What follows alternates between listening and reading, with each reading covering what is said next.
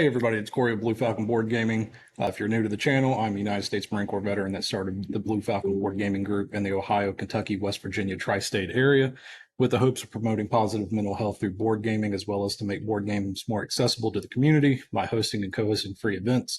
I have not been able to do an interview in a while because I just moved and I cannot get any internet at my new place. So that's been fun.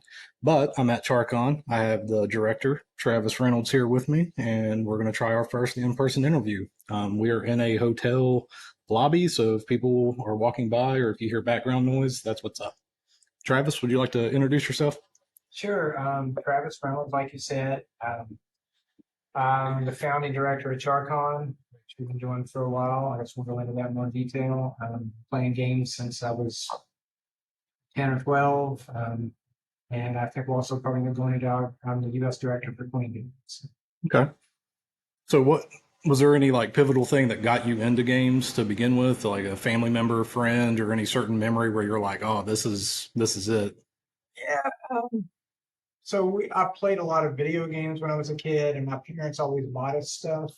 Like I had Dark Tower when I was a kid, and like with the old D&D. I don't remember, there was this red gridded labyrinth thing. It's probably before your day, but you'd move around, and it was electronic, and it was the simplest of things. I had all those things when I was a kid, and then played Clue and Monopoly and Payday and Life and all that. So my family was pretty supportive. My parents had all that stuff around. I had some friends that I played with, but when I was really young, my mom worked, and after school, when I was in grade school, I would go to friend's house. His mom I'd go over there, and his mom would watch me because I was too young to go home. And his neighbor was a guy named Terry Marshall, and he was real active here. He was an editor at the newspaper in Charleston. He was real active in like theater here in Charleston and all that stuff. But he ran the most awesome D&D games. And I remember going over and not even necessarily playing in them when I was that young, but they had all this D&D stuff around, and they all talked about it and stuff, and it was cool. And then as I got a little older, I got to play in like, he did a Dragonlance campaign where he actually played through like the books of the Dragonlance stories and stuff. And it was just awesome. He was a great storyteller, and he did all the voices, and I remember doing like Raceland and all the different characters and stuff, and it's just awesome. So that kind of lit the fire in me of like how much I really enjoyed doing that and playing games ever since. Awesome. So what do you think's kept you in it for so long? What's been the draw to stay in it, or what do you get out of gaming? It's a really good question. I enjoy doing it with my friends. That's a big thing. It's a social activity. I mean, I do it regular game nights. I host a cabin trip every year. Next year will be our 25th year, so we've done that for a long time, and that's tons of gaming. I've been going to all these other conventions. I think it's the draw of social interaction and the challenge of playing games. I mean, I guess I'm a little competitive. I used to play a lot of sports too, and I guess that's another way to be competitive, but it's a mind flex. Mm-hmm. That's really appealing to me, and the social aspect of it. So with that, how did COVID kind of affect your gaming? Did you guys come up with any online solutions, or was it more solo games? No, I played a lot before COVID. Queen, we didn't even put games up on tabletop simulators. He just hated the idea of giving games away. It's just an old school. Our owner is a dude named Rajiv Gupta. He's Indian. He was educated in the UK. And now he lives in Germany. He's married to a German lady. So he's a pretty unique guy. But he's been doing this since the early 90s. And he's old school. So the idea of giving people your game to play for free was like, that's crazy talk to him, right? But during COVID, I had several conversations with him where I said, yeah, there are hundreds and thousands or millions of people playing board games online every day right now because stuck in their house, and none of them are playing Queen games. Mm-hmm.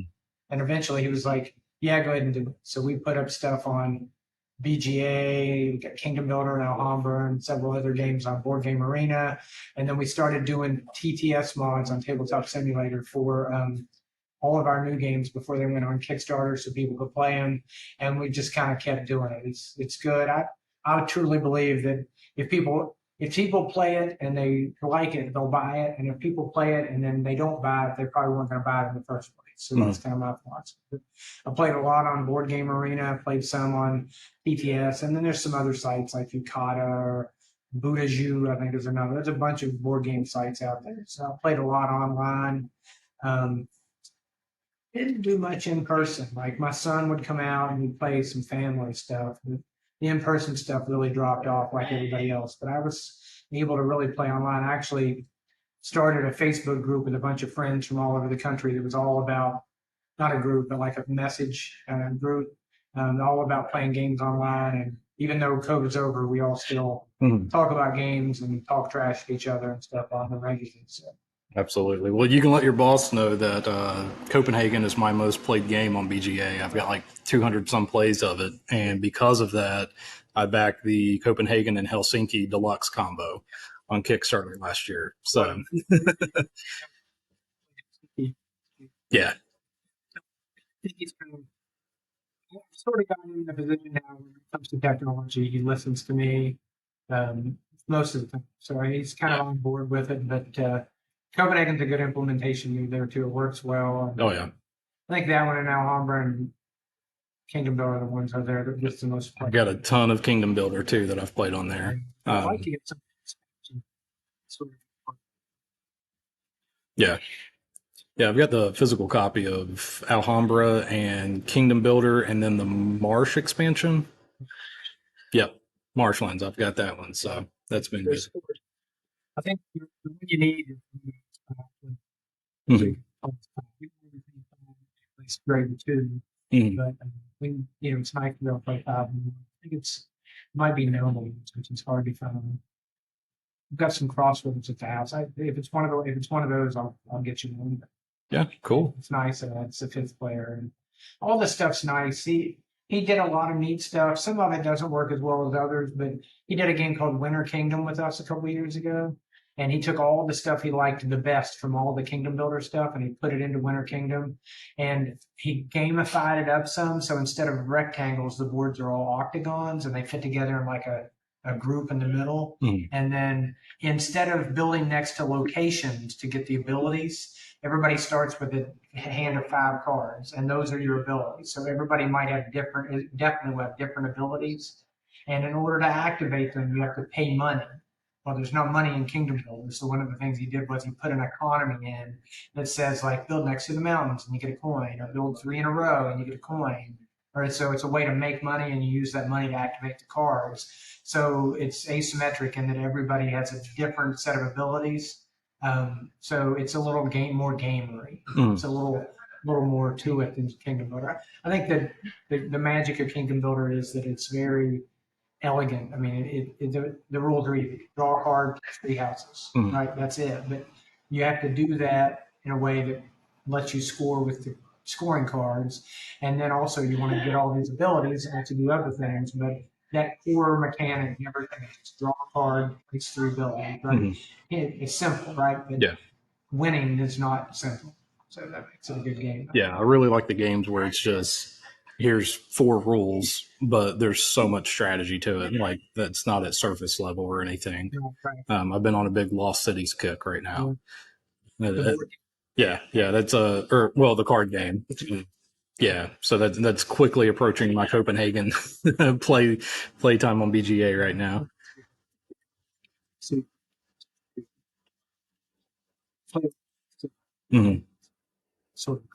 Yeah, it's you got to just 1 through 10 or 2 through 10 or whatever it is. Seems simple. I get people that just smash me in it. It was like -40 to 200 the other day, and I was like, I messed up somewhere. Yeah. So we got CharCon kicking off tomorrow. This is the 16th year, is that correct? Gotcha. So how did you get into CharCon? Like you said, you were one of the founding directors. So what's kind of the story behind the convention?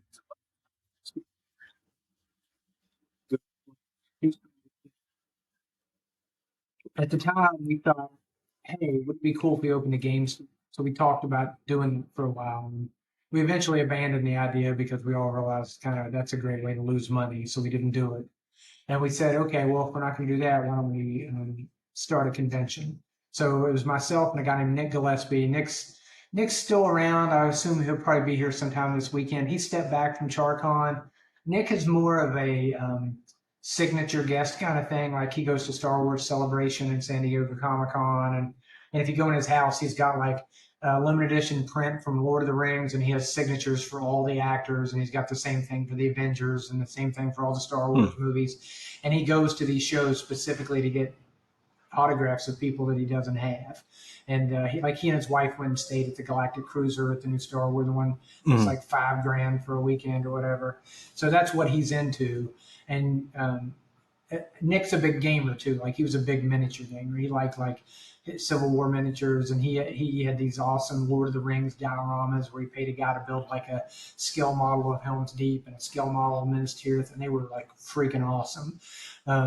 But I think eventually Nick realized that CharCon is never going to be what he wanted it to be, in the sense that it was a signature thing. We tried a couple of things, and Charleston just isn't a market for that, and it's a huge risk to bring somebody in. Like if I bring in like somebody from The Walking Dead or somebody from one of the Marvel movies, they're going to have a signature guarantee, which means if their guarantee is $6,000 and they don't do $6,000 worth of autographs, I have to pay them the difference. Plus I had to pay the airfare and the hotel and whatever other expenses.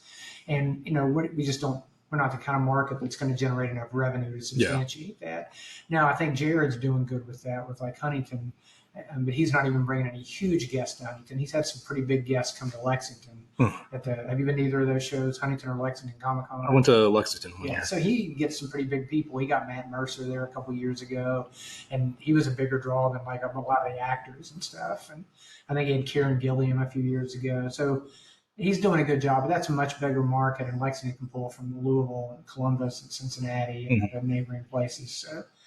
So anyway, Nick stepped down. I mean, he and I started it together, and he was with the show for probably 10 years or so. We had a great starting agreement. He was a single dude. He worked for the federal government and always had plenty of money. So our agreement was, I will organize everything and run it, and if we ever lose money, he has to pay the bill. So fortunately, he never had to pay any bills. In 2006, we had, I think, 375 people, which was a good start. And other than after COVID, we've grown like every year since then, kind of in the right direction.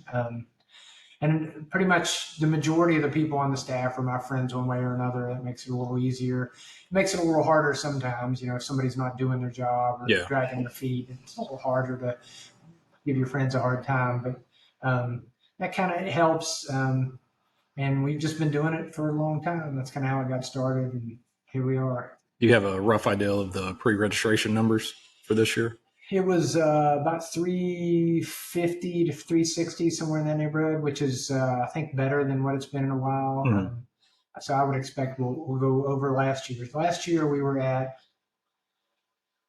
850 in 2019, the year before COVID. And last year I think we were at like 550 or something like that. So I think we'll go over that by quite a bit. I'd like to be somewhere between right around 700 at least. Maybe get back to 850. 850 was kind of crowded. I mean, the Clay Center is sort of putting the circle in the square, right? It's not really a traditional convention center. Right. So there's a limit to the capacity. There is another room in the back we could use, but they don't have any more tables, so we'd have to rent tables and all that. So we could expand a little bit, but we've actually talked about maybe someday just kind of capping the attendance and saying, we have a good time and we're comfortable, and because we're a nonprofit, all we care about is making enough money to pay the bills and having money to start again next year. And maybe buy some more board games for the library or buy whatever it makes the show better, right? So we've thought about saying, okay, if we're at this point, we make enough money to pay the bills, we're comfortable, it makes it easier for us because we don't have to stress out about it all. And I don't know if that'll ever happen, but we've talked about it. But yeah, so. Yeah, so what can people expect tomorrow as far as time opening and everything else? Because as soon as we finish up, I'm going to try to get this uploaded. Oh, cool, yeah. So tomorrow we open at noon. We'll let people in about 11:30. Events start at noon. We go to midnight. And then Saturday is 9 to midnight, and Sunday is 9 to 4. So like some highlights are We have 100 play to win games, give or take. It's right at it. And that means you come in, you pick a game off the shelf, you and your friends play it. And when you're done, you fill a form out and you're entered to win that. And on Sunday, we'll draw a winner for every single one of those games. So all 100 of them, or whatever the number is, they'll all be given away. So, I mean, you could do that all weekend and be happy and probably win some games and, meet some friends and have a guy off some gaming time, right?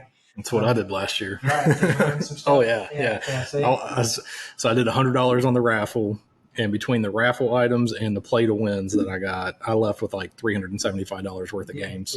Great, I got the Escape Big Box, Witchstone, Crosswords, Spicy Dice, and there was a few other ones too. I got the Queen Rolling Right set. Yeah. I mean, I left with a good bit. Yeah, that's right.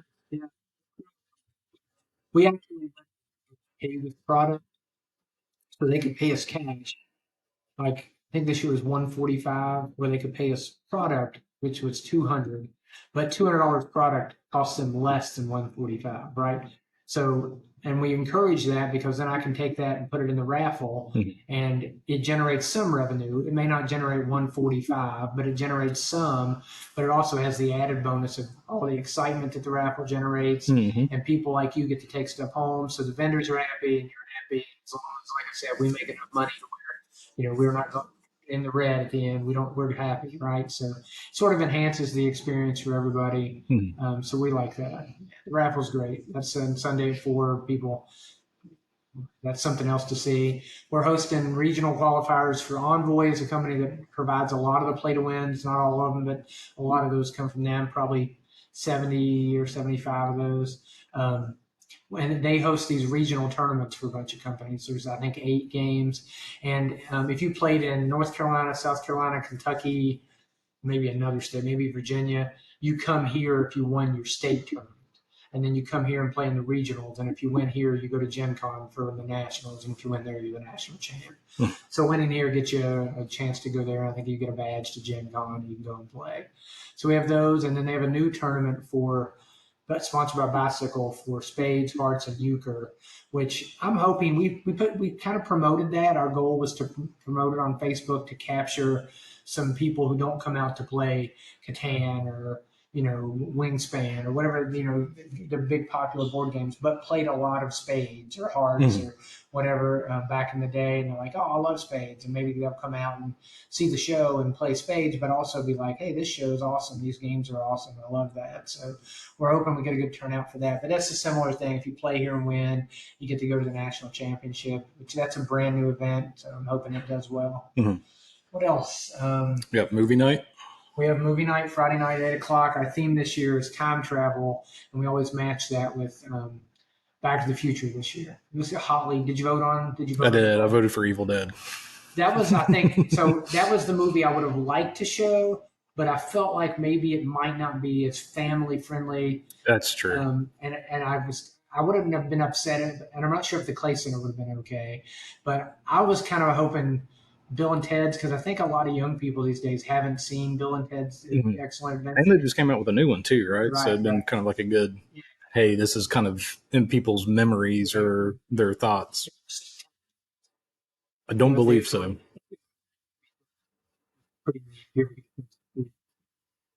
It kind of fits really well with like all the role-playing games.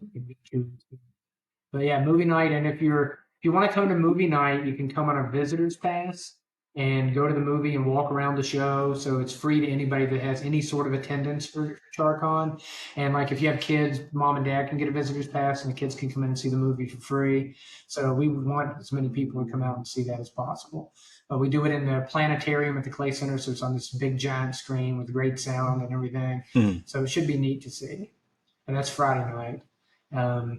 We got tons of role-playing games. We got a good amount of Pathfinder, not as much as we normally have. And we've got more D&D than we normally have. But we've got tons of games from non-big, kind of like indie games, sort of, that are not the big Dungeons & Dragons or Pathfinder. Those are the big guys on the block, right? We've got Call of Cthulhu. We've got all kinds of other games that I'm excited. And people are playing a lot of those, right? Which is awesome. We have our CharCon After Dark. That's Saturday. Yeah, we have After Dark, which we always have in a local bar. This one's like a block from the venue. It's a nice little walk. Um, and we always do karaoke, and people can have a cocktail and hang out. And it's a good time. It's 10 o'clock Friday night at a bar called ROQ, which is Rock. It's just reopened. It used to be something else. It's in the basement of what's the old Courier Diner for people in Charleston. They may know where that is. It's right on Courier Street, a block from the Clay Center. So pretty easy to find. It's always a good time. Sing karaoke, be good, be awful, laugh at the people that are doing it, whatever you like. Mhm. Yeah, my buddy that came up with me last year, I won't say his name, Thomas. He got a little too tipsy last year at it, and luckily, some of your staff was able to save him. Basically, he was walking back, his phone died, he couldn't remember how to get to the hotel, even though it was like 2 blocks away. And he came back into the room. It was like 2, 3 o'clock in the morning, and he didn't even look at me. He just goes, "I don't want to hear it." And he turned and just all scuffed up. Falling on the street. He fell. He thought somebody was after him, like that was following him or something. And then like he fell. He lost his badge. I'd message you the next day to try to get him a new badge replacement and stuff. Well, turns out Rachel, her and a group was behind him and was like, "Hey, we need to like help him," like, So they got him back. But we talked to her a few months later, and she was like, "No, I think that those dudes were following you." So Thomas, he was a little relieved that he wasn't as crazy, thinking that somebody was following him or whatever. But it was also kind of like, yeah. So at least he had a good time. Yeah. Yeah, he's going to be on a buddy system this year. He's got to go. Oh yeah. I don't know. I didn't go. I'm not big on bars or super tight groups or anything like that. It's like a long corridor. Mm-hmm. So it was pretty tight. The place we're going this year, it's very open. It's kind of relaxed. I mean, you might be okay with it. It's pretty laid back. And they're brand new, so he tells me they don't get much of a crowd because we like the party to be private. Not everybody's willing to give you a private establishment on Saturday nights. Um, my daughter last year. So my older daughter, she's lives out in Arizona, but she was throwing axes because it's an accident court. And one of the guys that worked there, who's the husband of one of my staff members, he comes out and he's showing her how to throw it underhanded, like this underhanded axe, right? So he's throwing her, showing her, and she's trying and all this stuff. So she had a flannel tied around her waist. So she goes to throw it, and it like she doesn't know what happened. She's like, it doesn't go forward, and she had caught the shirt, and somehow it came up like this. And there's a guy walking behind her. He's inside the rope where he wasn't supposed to be, but he's walking behind her, and it like came up like this. And she's like freaking out. She's like, "Are you okay?" He's like, "Yeah, you didn't get me. I'm okay." And somebody's like, "You better check again." He had a bead of blood running down. That's how close it was. I got close enough to his nose to like cut like just a tiny enough to get a bead of blood. 2 more inches and it would have been stuck in his face. She freaked out. She's outside crying and all this stuff. And yeah, it was a trip. Somebody's like, "Your daughter hit somebody in the face with an axe." What? Like proud dad moment. So how'd you get involved with Queen? What was the start there? Because you're like what, one of 3 employees or something? Well, in the U.S., we really only have. Well, so we have a guy who's a contractor. I'm really a contractor. And then we have my wife who does parts replacements for us. So that's really it in the U.S. And the one guy, Ian, he was a grad student. He just finished graduating. He has a doctorate in theology, and he's going to be teaching around the world. Like this past semester, he taught in South Africa, and he wasn't getting paid for it. He's trying to build up some time working, so he has a resume to get a job that he wants, but which means he's going to be doing like international and all this stuff. So he just won't be doing anything for us much longer. He did like some customer service and Amazon stuff in our web store. In Germany, we have 7 or 8 employees in Germany. So I got involved with Queen. That's kind of a story. Back in the day, I was going to Origins, and our game group wanted to get more involved in doing things at Origins. So Gamma had a program called the Gamma Cohort Program, and it ran on like a Yahoo group or a Google group or whatever it was in the day. So if you were a group that wanted to help a company at Origins, they added you. And if you were a company that needed help at Origins, they added you, and then you were kind of like on your own to sync up. So we synced up with a company called Jolly Roger Games, which you may have never heard of. Upper Deck owns them now as a studio, but they've had some pretty good games over the years. And we went and we started doing that. We did that for a couple of years, and then we added Days of Wonder. I go to the Gathering of Friends. It's like an invite. I don't know if you've heard of it. Yeah. So I haven't been in a few years, but I go to that, and I knew Mark Kaufman, who was the U.S. guy for Days of Wonder, and they haven't been to Origins, and I don't know, maybe ever. But he was like, I need somebody to teach games at Origins, and I'm like, okay. So then we were doing Jolly Roger and Days of Wonder, and then I'm pretty good friends with a guy named Sean Brown. He runs Mr. B Games. He used to run Eagle Griffin Games. Him and another friend of mine. And we added Eagle Griffin as well. So we were running all three. And then at some point, Keith and Sean left Eagle Griffin, and Sean did his own thing. And Keith was the U.S. director for Queen. So he's like, can you do these? So at one point, we were doing all four of those. And I could see that we were going to be doing more Queen than anything else. So we started dropping, like Jolly Roger, we dropped off. We were still doing Days of Wonder. Eagle Griffin had their own. They have a thing called the Wingman program. So we were like, you guys got your own system. So we dropped that. So we were doing Days of Wonder and Queen. And then Keith stuck around for a little while, and then he left. And then it was me and, do you know Nikki Pontius? Nikki, she's on Game Night. It's on BGG, her and her husband Lincoln. It's like a show that they do where they've got like Deborah Wall was on it, and they play games. It's on Board Game Geek. But Nikki worked for Queen. So she and I were going to conventions, and she was an employee and I was just a volunteer. And she and I were running a booth and scheduling games and everything. So I kind of dropped Days of Wonder too. Then we had sort of a transition where we were in an exclusive distribution with Asmodee, and we weren't going to conventions. The games were just in the Asmodee booth, and that only lasted about a year. And then when our owner decided to pull out of the Asmodee deal, he messaged me. He's like, hey, can you start doing conventions again? So I went to Origins, and he and I sat down and I said, look, this is going to be more involved than me just running games. Nikki isn't going to, Nikki works here now. She and I together would be doing all this. You're going to have to start paying me to do this. So that's how I kind of started being an actual employee. And then eventually Nikki left and went to work for somebody else. So I just became the guy that set up all conventions, and we dropped all the other companies. Asmodee bought Days of Wonder, so we didn't do that anymore. So it's just all Queen, and I just sort of eventually integrated into where I do Kickstarter and customer service, and we help with development on games, and run all the conventions and do all the content creation stuff in the U.S. And that's how it kind of evolved. Well, Queen's a little different too, because isn't all of the manufacturing in Germany as opposed to like China, like some of the. Made in Germany. It's made in Germany because that's where we assemble it, but the majority of the parts are all made in Europe. So like, I think we get the wood from like maybe Poland or somewhere like that. The manufacturer is in the Netherlands, so they do the punch boards and the boxes and all that stuff, and then we assemble it in Germany, right? So it's made there, but the parts are all from the Europe area, and that lets us kind of lay claim to being more green than people doing it, because the EU has a much stronger environmental law, so we have to follow some regulations that they're never going to be following in China for who knows how long. The production quality of stuff out of China has gotten a lot better. It used to be easy to say we produce in Europe, and that means it's better. That maybe is still true to a certain extent, but the gap is closed a lot. But again, the environmental thing is an issue. But for us, there's so many moving parts. We're never going to stop printing boxes and punch boards in the network. We have a great relationship with them. They do a super top-notch job. So we would never do that.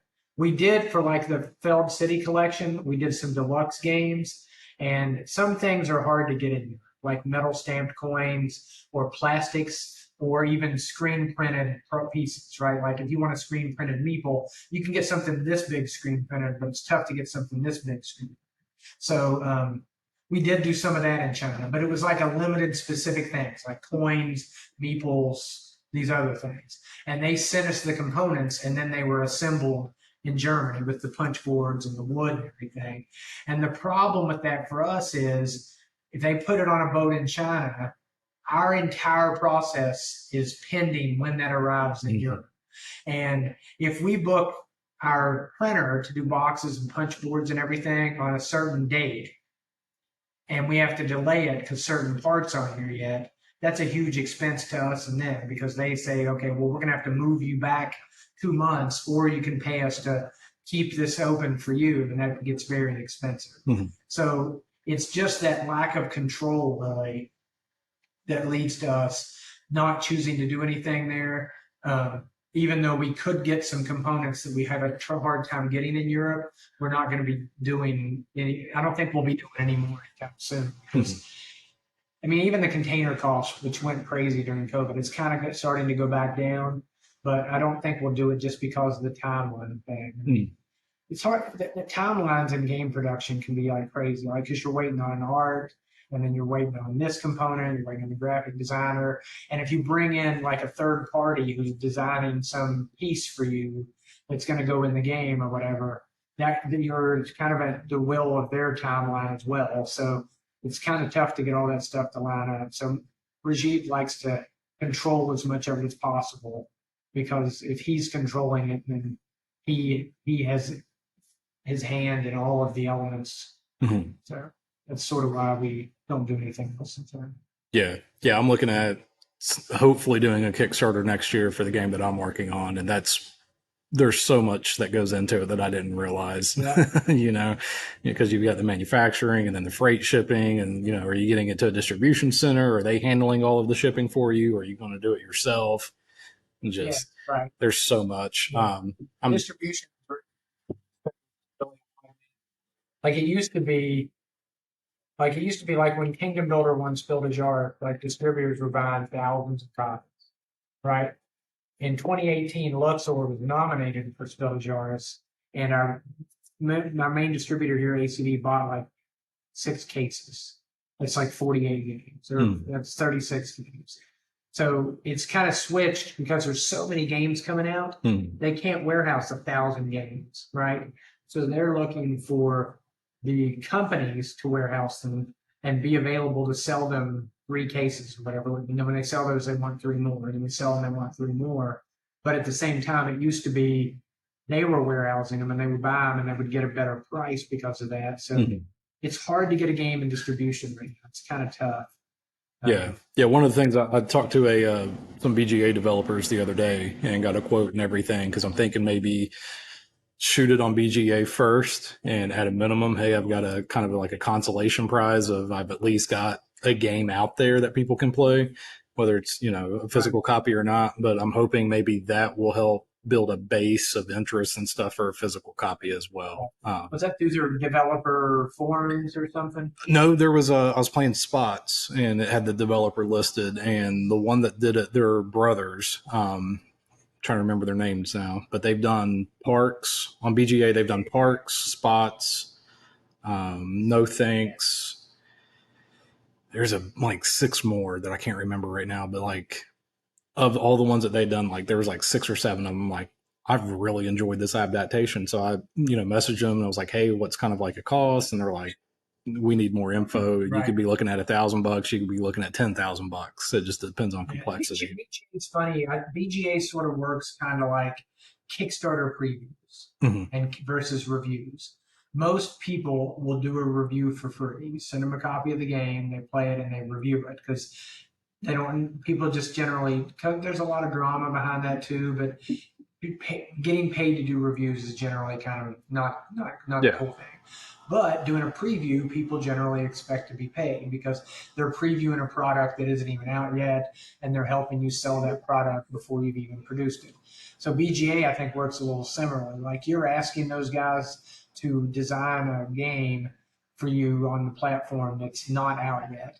Whereas like when BGA wants a game, they do it for free. But they have a huge developer community that's a bunch of volunteers. So like if I give them a list of games, they put it out, and whoever's interested says, oh, I'll do this. But it might be like, I'll do this, but I have 3 other games lined up first. So it's fourth in line. So it might have to wait a while.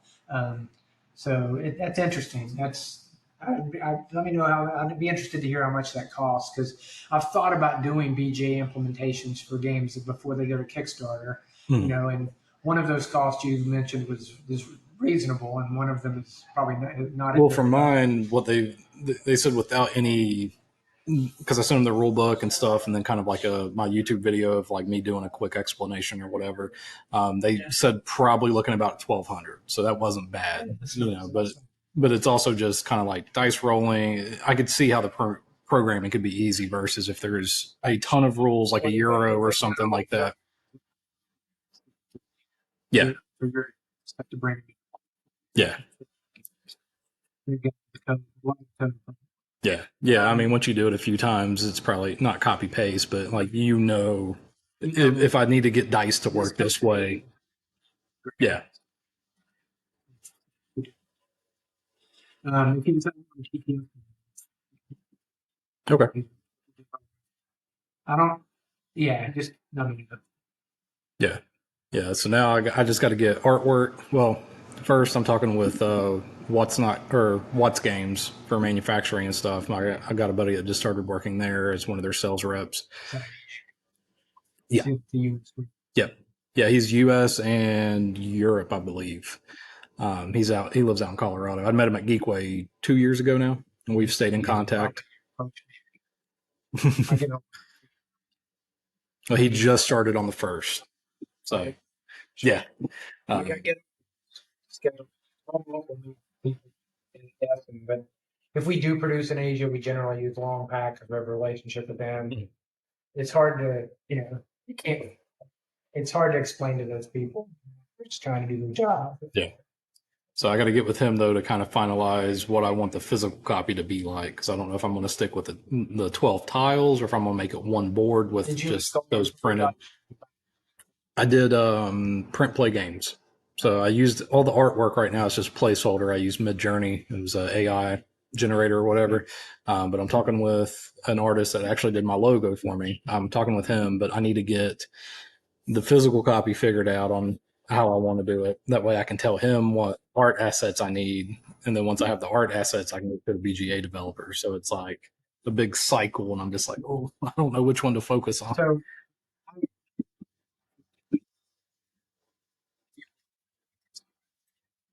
No blind yet. I've always been there to explain it and stuff. Yeah. take that and apply it to changes to your Mm. to address the things that people struggled with. And then my advice would be to find somebody who writes or reviews rule books just to have them read it. And it's worth paying them a little bit of money to read it to make sure that they like all the terminology that you used and the flow of the rule book and the location of examples and all that stuff. And then it's also worth finding somebody to edit it. Because no matter how many times you go over it, there's always something somewhere, right? Oh yeah. Yeah. I've got a few copies that I've been updating and I'll go back and I'll be reading. I'm like, how did I miss the, Right. like I'm missing an entire sentence Right. out of A here. good editor is very valuable. You can do a lot like Google Docs or whatever. It's going to find spelling errors, but it doesn't find context real well. So a good editor and somebody, I mean, I don't think he does it anymore, but somebody like Paul Grogan, who has done it for us, he's written rules for so long that he can read a rule book and say, oh, this is already good. You should change these things. Or this is structured all wrong. You should move this around to here and all that stuff. I mean, I don't, the rule book couldn't be very big, right? Right. No, it's not very long at all. So you can probably find somebody to do it for you pretty reasonable. Yeah. So far I'm up to 93 different people that have played it. And majority of those now have been strangers and stuff because like family, friends, whatever, like they're gonna be like, oh, this game's great. Right. I'm like, no, I need some honest feedback, Yeah. And I did some demos of it at Lexicon this year, and didn't tell them that, hey, I'm making this. I'm just like, hey, this is a game I'm demoing or whatever. And we finished up and they scored and there was a guy who was like, is this available? Like, can I buy this? And I'm like, that's what I need, bud. Have you put up a BGG page yet? I don't believe so because I want to get kind of the art for the box and stuff first. The thing about a BGG page is all those people, those 93 people, all of them that are BGG users, you could ask them to go there and rate the game. And if they all liked it and you're going to get 7s or 8s or whatever, that's great. Yeah, I've been collecting the emails and all of that stuff. That way, once it does go to Kickstarter, I can just shoot them. Yeah, I can just shoot it.